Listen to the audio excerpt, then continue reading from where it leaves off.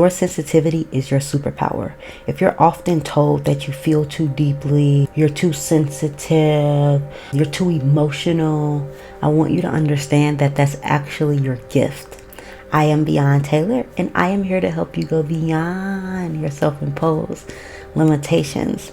So today we are going to talk about how to use your sensitivity as your gift, how you can start utilizing your emotions to help you consciously create a life that you love, and to just find more peace with your emotions so that they no longer are running the show. I want to start off with this quote. During this time of ascension, you are either called to explore the greater mysteries of your own existence, or are so sensitive to the energy of the planet and the emotions of everyone around you that you may not know how to function in such a heightened state of consciousness. So for many of you, you grew up very sensitive to energies, like at a very young age. And that made you a loner. It made you not want to be around large groups of people. And even when you were, it was uncomfortable because you could feel everything so intensely and so deeply. And the reason why you want to nip this in the bud now and like really learn how to utilize your gift of feeling so deeply is because this planet is going to continue to collectively, we're all rising up in conscious awareness, and as we are doing this, you're going to become even more sensitive. And if you don't nip this in the bud now, you're not going to know how to function, and you're going to become a hermit. And I don't care how much you feel like, oh, I'm a loner, I don't want to be around other people, I'm an introvert. You don't function like that. Like, even if you have 4 to 5 good people in your corner, like that's all you need. You don't need to be around a whole bunch of people, but like you want to have truly authentic, vulnerable relationships. You do not want to be a loner. You want to be able to really let somebody in. So you may have relationships in your life right now where you're like, I do have 2-3 good friends, but you are not 100% like vulnerable with them. You have not 100% taken that mask off because you have not learned how to really tap into utilizing your emotions for your benefit. So this video is definitely going to assist you with that, because this planet is going through a mass ascension at this moment. If you don't start using your sensitivity to your emotions, then they will start using you. So let's just make sure that doesn't happen. And before we begin, I do have a 7-day nervous system reset challenge happening inside of the Confident Creator, which is the free membership. The light. It's a free membership, group membership that I have right now in school. The link is down below. So if you're a victim of like doom scrolling, consuming more than you create, or feeling overall unsafe in your body, then this challenge is exactly what you need. Sign up for the challenge down below. See you inside. So my emotions ruled my life for a long time. So for years, 4 years ago, I remember I was parked in front of the Denver airport waiting for my mom and my brother to come out through those sliding doors, and my heart was pacing, my hands were super sweaty, right? And my breathing was very shallow because I was nervous, just anticipating seeing them again, because the last time I saw them prior to meeting them at the airport was when I was in Chicago. I was in Chicago, leaving Midway Airport. That's where I'm from. And I had just got done taking like 4, because I knew I was going to rehab. So they were taking me to the airport so I can go to Florida for rehab. And I had just took like 3 e-pills because I knew I was going to rehab. So I was like, I'm about to go out with a bang. But it made me super paranoid. So we were in a car, and I'm thinking, like, I kept looking behind me, like out the back window, because I thought they were trying to kill me. Actually, let me turn this down a bit. I thought that they were trying to kill me. And I was so paranoid. And then my brother, he's like, Taylor, he was trying to give me some medicine to calm me down. And I was like, you trying to kill me? Like, I was so out of my mind. So we get to the airport, and as we're at the airport, my mom, like, she walks me in. Oh my God, it's gonna make me emotional. It was just like, it's just like a tough memory. My mom, we're walking into the airport, and I'm like, I can't function. And I'm like trying to, you know how you go to the airport, you gotta like check your bags and stuff. And I'm trying to like put my name in, and I cannot, like, for the life of me, I cannot figure out how to do it. I was just out of my mind. And my mom, I'm begging my mom, like, can you please come with me? Can you please come with me? I don't know how to do this. And she's like the look in her face. I'll never forget the look in her face as she sees her daughter, her brilliant, capable, high achieving, amazing me daughter, like deteriorate in front of her eyes. I'll never forget that look on her face. And she's calling her husband. She's like, I'm gonna have to buy a ticket. I'm gonna have to go with her. Like, she is not okay. She's in a bad state. But my mom, she's like, remember who you are. Just remember, like, you got this. You got this. And I made it through the airport. And when I was on the plane, I was about to freak out too. I was like, these people trying to kill me. It was bad. I could laugh about it now, but it was not funny then. And yeah, so that was the last experience that I had. So as I'm waiting at Denver airport, waiting for them to exit the airport or whatever, right? I'm a completely different person at this point. I'm sober now. I went to rehab, then I moved to Denver. So I'm sober. I've been like in a gym. I got my own place now, right? I'm doing really well, but I was still extremely nervous to see them. And it's not for the reason that you think. So I've always been labeled as too sensitive, overly sensitive. And this just made me vividly aware of other people's emotions. At one point, I really thought it was my job to make sure everybody was okay.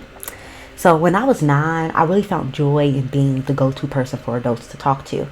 I remember I was at this daycare, and this older lady, she worked in the baby section. I had a little brother, an infant baby brother, so I was in the infant section a lot in the nursery. And she would talk to me about all her problems, like her adult problems. And I would just listen and ask questions. And that just became a thing for me. Like, also my uncle, his baby mama, well, it wasn't his baby mama at the time, but she would talk to me about their problems. And I was like 9, 10 years old. And I just started to notice that it was this theme of like adults wanting to talk to me and confide in me. And I found a lot of joy in that. And I would always ask them, questions, great questions. And for the first time in a long time, I think that the adults felt like someone actually cared what they had to say. So that was nice. But when puberty hit me and my emotions became too big for my body, I started to resent people. So like before, I found joy in being the go-to person for everyone. Like not just adults, kids as well. But I really found joy in being the go-to person. But when puberty hit, I no longer wanted to be the go-to person because I didn't know how to handle my own emotions. So I felt like them talking to me was just like an added layer. Fix my shirt. Was just like an added layer that I did not want to deal with. And I just started picking up on every energetic shift. Like I became like very sensitive to energy. And I had no idea what to do about it. I didn't know. I wasn't taught. Like nobody talked about these type of things. Like what to do when you have these big emotions. I feel like now people are talking about it more. But back then, no baby. No baby. So it got to the point where I didn't want to feel anything. I vividly remember starting again to resent being around groups of people. And I became kind of like a loner. I remember being around my cousins, and I loved Junie B. Jones books. I would just sit in the room and read Junie B. Jones while everybody was outside. And this started happening when I got my period because I did not know how to handle my emotions, and I would pick up on everything. So it was just too much for me. But I wish somebody had nurtured me back then to tell me that feeling deeply was a gift and not a curse. So this is my love letter to you, in case nobody has ever told you. Feeling deeply is a gift, and it is your gift. You weren't taught to value your sensitivity. It's not your fault you never saw being deeply sensitive as a gift, because the American school systems were not set up in that way. No ma'am, no ham. The American school system does not cater to emotionally sensitive kids. It doesn't nurture imagination, creative thinking, or individuality. Its priority is to get you to fall in line with its systems. Educationalist Sir Ken Robinson argued that such an approach stifles creativity, suggesting that schools prioritize conformity and standardization over creative development. He advocated for a more balanced educational model that nurtures diverse talents and imaginative capacities. First of all, the American school system was designed for the industrial workforce.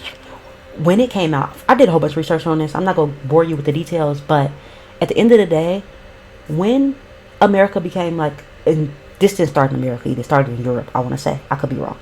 But Russia, I think Russia was the first people that developed the American school system.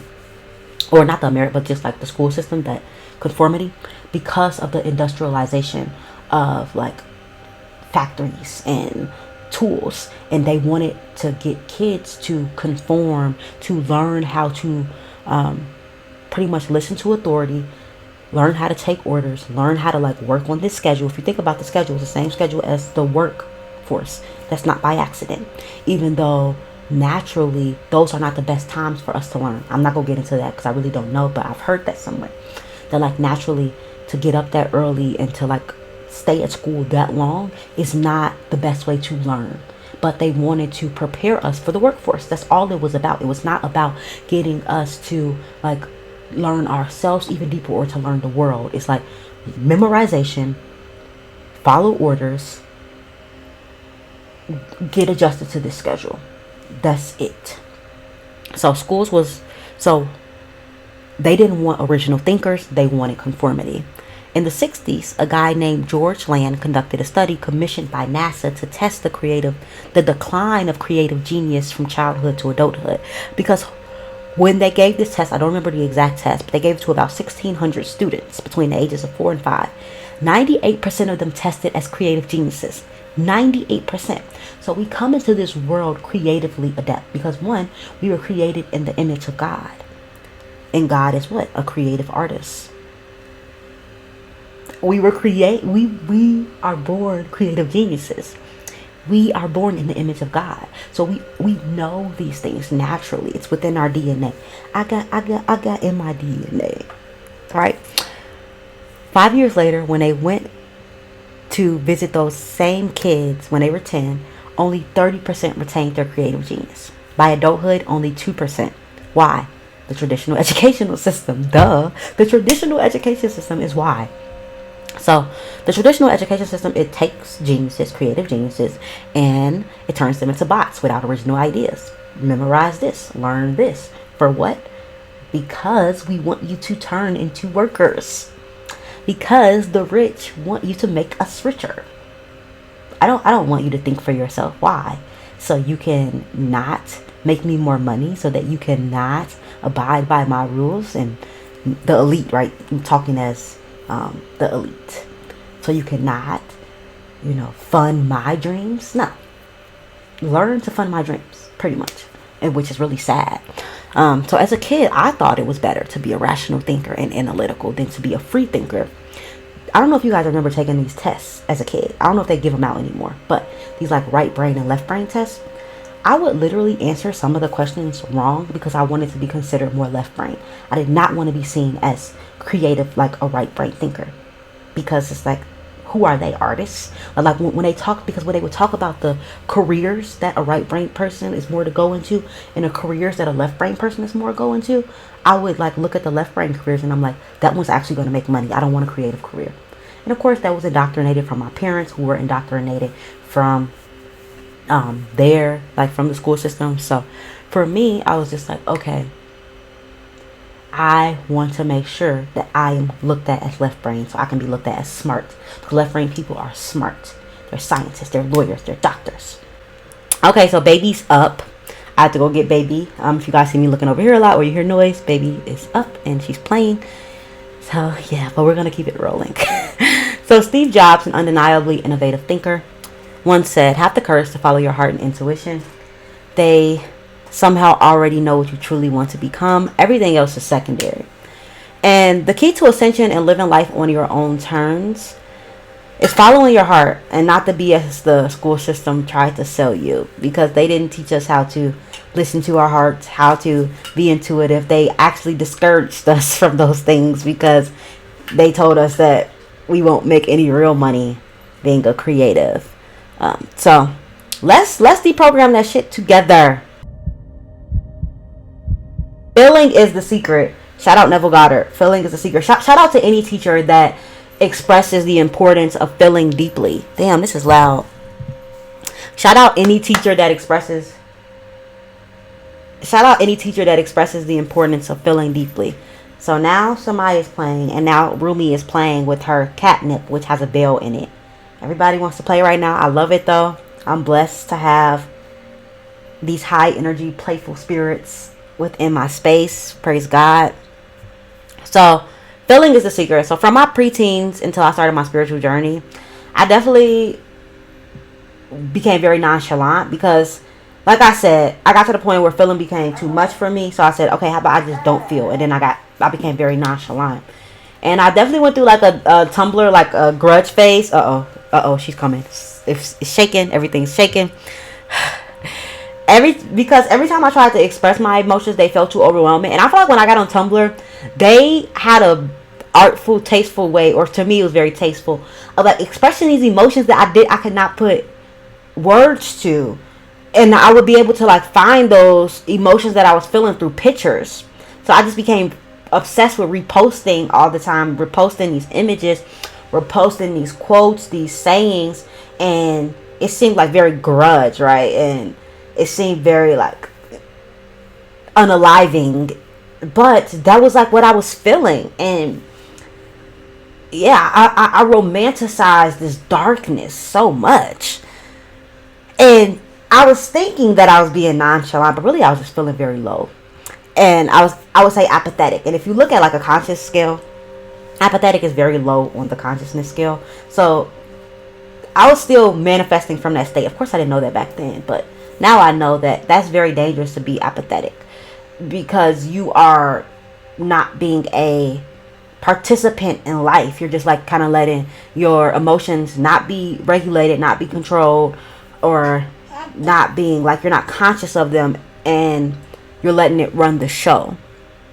So eventually I came across, like, I went through that phase for a long time. And then I came across Neville Goddard. I came across law of assumption, law of attraction teachings.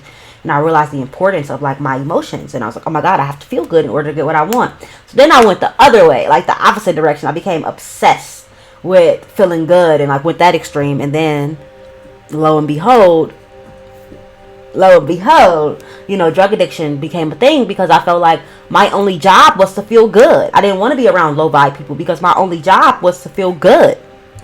Right? I villainized my uncomfortable emotions. I villainized these lower states because my only job was to feel good.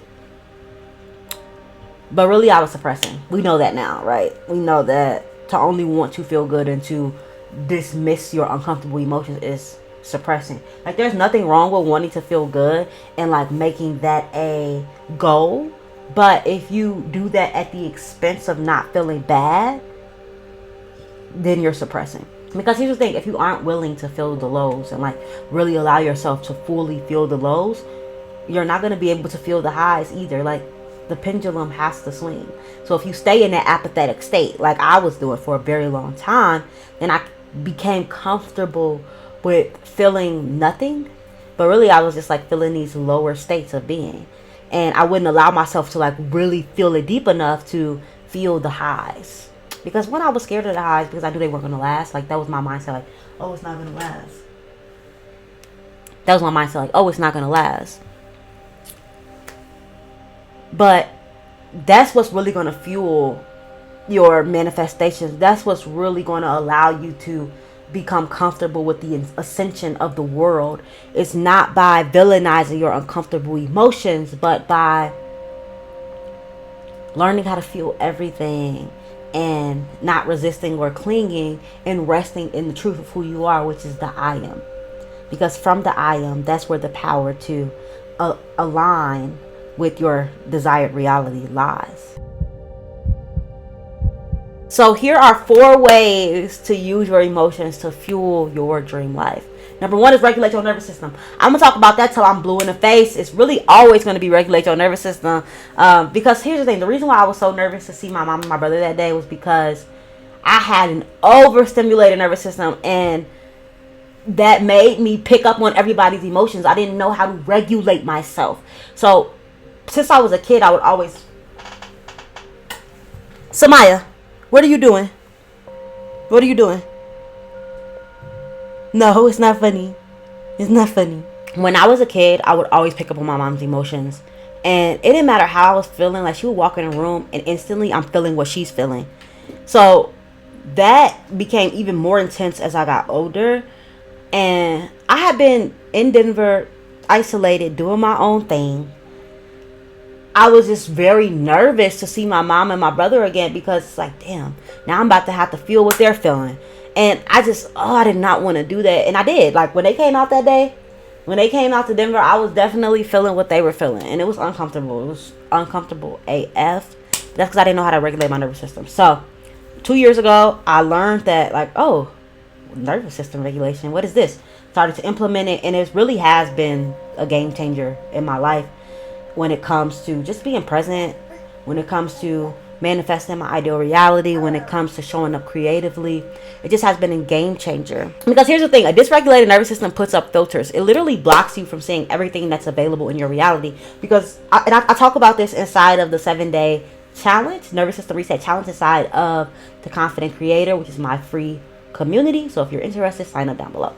But what happens is, like, when your nervous system is really dysregulated, is that you send like a lot of blood from your brain when you're very stressed out and always just like breathing very shallow and preparing yourself for danger. Well, the reason why you're preparing yourself for danger is because the blood rushes from your prefrontal cortex, which is responsible for creative thinking, long-term thinking, problem solving, and it goes to the limbic brain, which is like the reptilian brain. It really ignites the amygdala. I feel like I always say that wrong.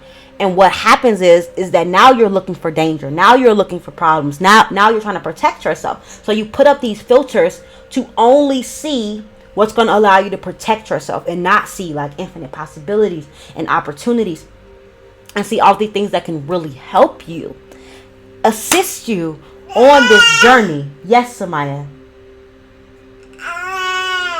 Yeah, girl. She's 9 months now, so she's definitely moving a lot, talking a lot, wanting my attention because she's kind of teething. Samaya, can I finish this video? See or no? See or no? Here. Okay, look, I got 3 more points. Come on, we go finish this damn video. So when you learn to relax into your body, everything shifts. You stop hyperfixating on survival and you start tuning into possibilities. So these are some practices that's really helped me. Breath work, for sure, breath work. Like when I'm doing breath work consistently, I don't know. And breath work with Sandy, shout out to him. I put one of the days in the challenge in my group is breath work, and I have breath work with Sandy. I was gonna do my own breath work, but I was like, breath work with Sandy go do it for me. I was also doing Wim Hof for time. That worked. I was doing this open app where I was doing breath work daily. That worked. Like whatever you can just to get that breath work in, baby, do it. Do the breath work, okay? EFT tapping is another amazing one that I love to regulate myself.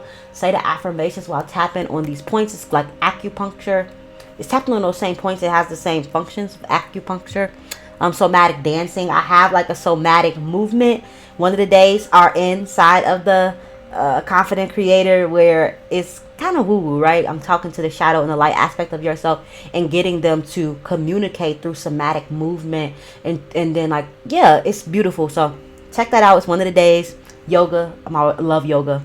Yoga is an ancient practice to regulate ourselves and to get us comfortable in higher elevated states of consciousness. Nature walks 3 to 4 times a week.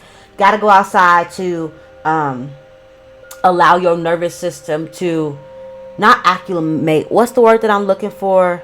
To calibrate. Like you want to calibrate your nervous system to abundance.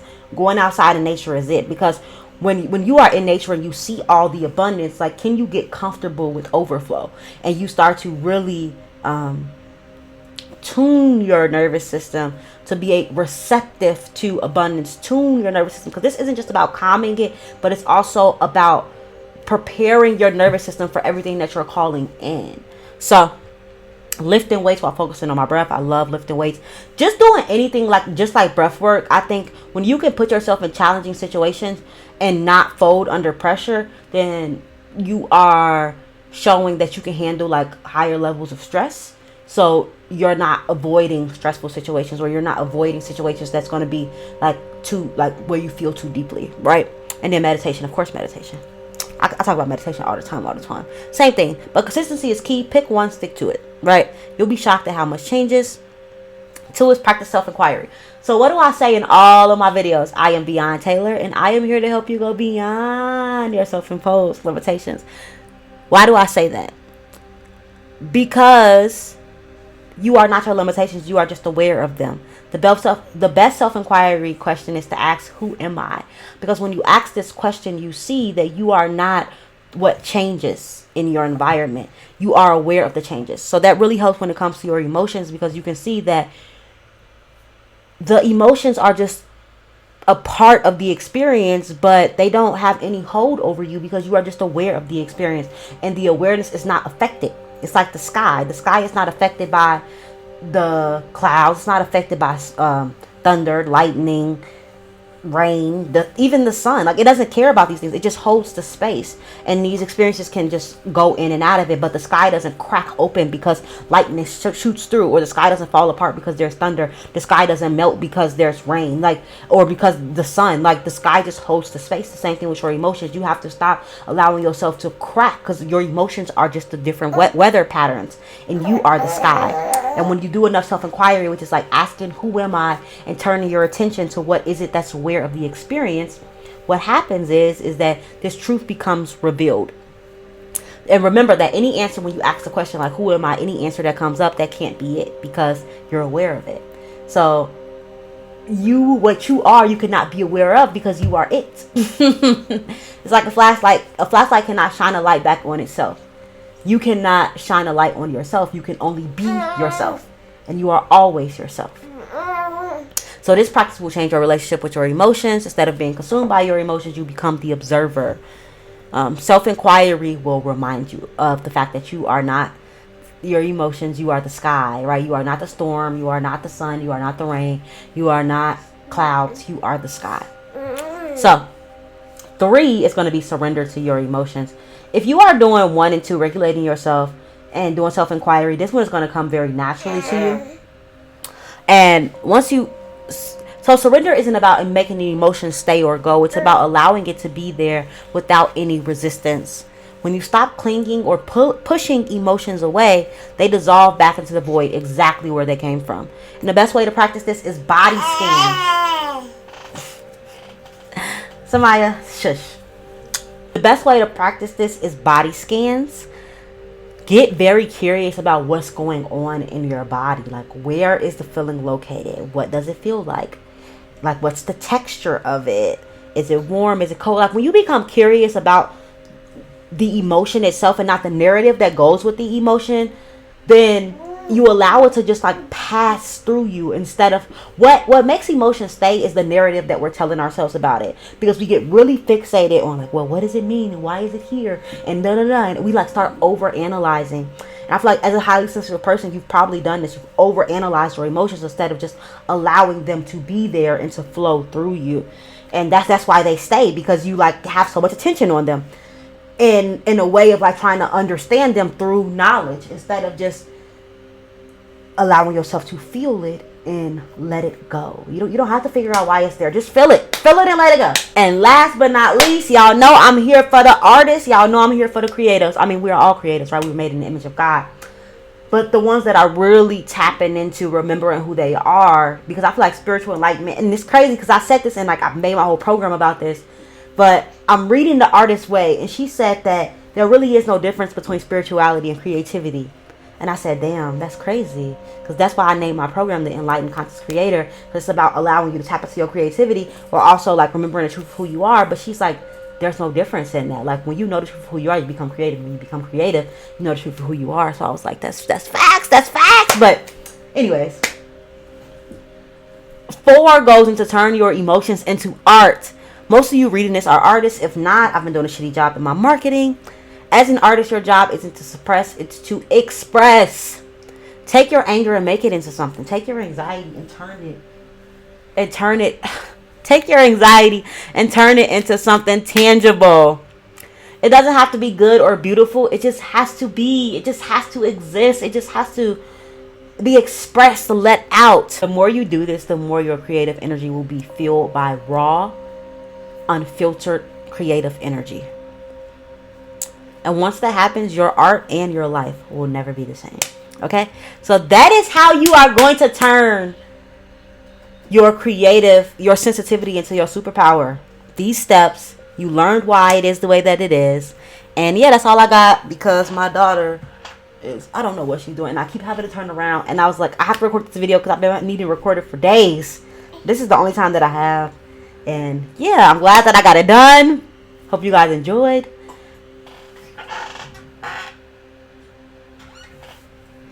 Okay, I'm glad that I got it done. I hope you guys enjoyed. I will be talking to you soon. Make sure you guys sign up for the free community. And also, if you are interested in coaching, I am accepting applications. I am doing interviews. So sign up down below to see if we are a good fit. And that's all I got. Talk to you soon. Oh yeah, and all of this, if you guys saw me looking over a lot, reading, it's because I'm reading from my newsletter, which I am starting to release weekly. So if you want to read before you watch the video, then make sure you sign up for my newsletter on Substack. And that's all I got. Bye.